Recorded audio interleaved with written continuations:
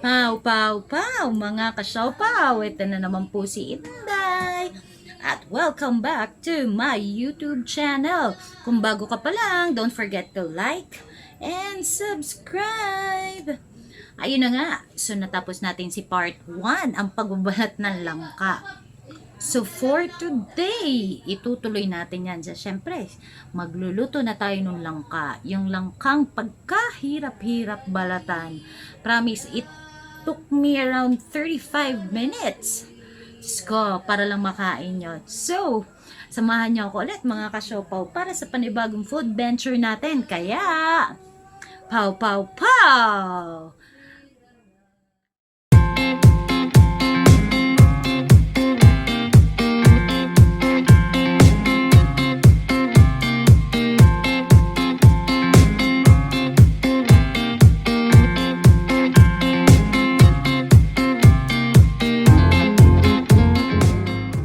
Natin ang mga rekado. Siyempre, yung ating hiniwang langka kanina. Then, yung bawang, luya and luyang dilaw mix, sibuyas, at siyempre, sili. Hindi rin mawawala ang dilis at nyog. Ayan. So, ito na. Ready na tayo magluto ng ginataang langka ala Inday Siopao. Simulan na natin ang pagluluto. Unahin natin yung pangalawang gata. By the way guys, yung nyog ay galing sa puno namin. So pinakayod ko lang siya. Technically, for a kayod, it cost 5 pesos per kayod or 3 pesos. Then, ipapakulo lang natin siya. Lalagay natin yung alamang na nabili lang natin. Actually, hindi siya bili.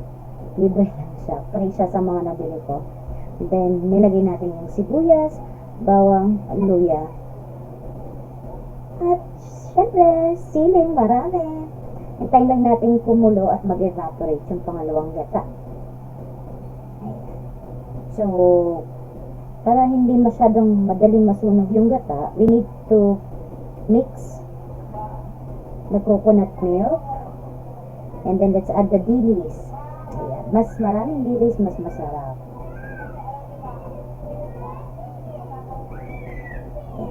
So, halon lang natin para bumalanse yung alat ng dilis sa ating pangalawang gata.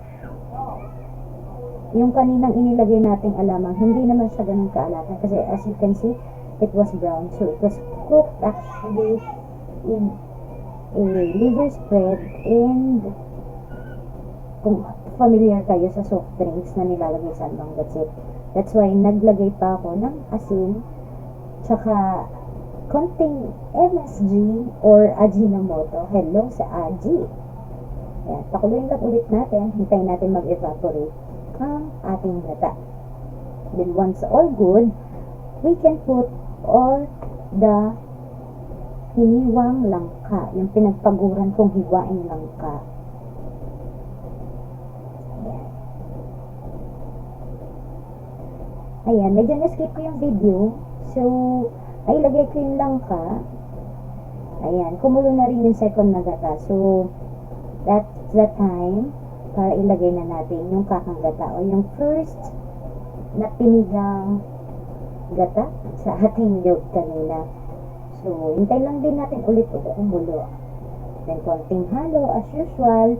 Then, for final touch, dagdagan natin na sili kasi nakulangan ako sa anghang. And that's it.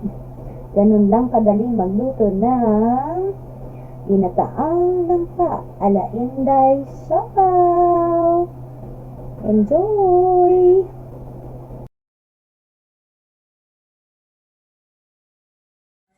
And I'm back after cooking the ginataang langka ala Inday Siopao. So, ayun. Sa makatuwid. Ayun, naka-less naman ako for my daily gastos for the pagkain. Naririnig nyo may background noise sa baba. Papatulog si mother, so quiet lang tayo. Ayan.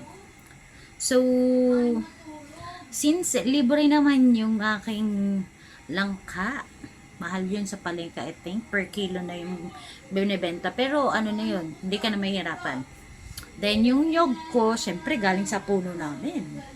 Parang literal siyang from farm to table.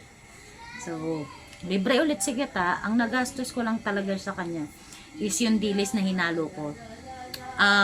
Masarap kasi talaga no pag maraming dilis. Then yung alamang, libre lang din. Ano pa ba? Siyempre, yung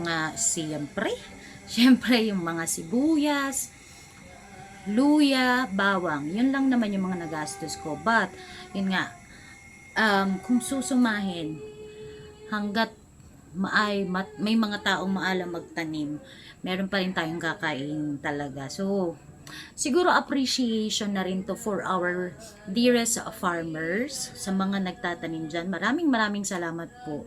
So, hanggang sa susunod ulit nating food venture, samahan niyo po ulit si Inday Siopao.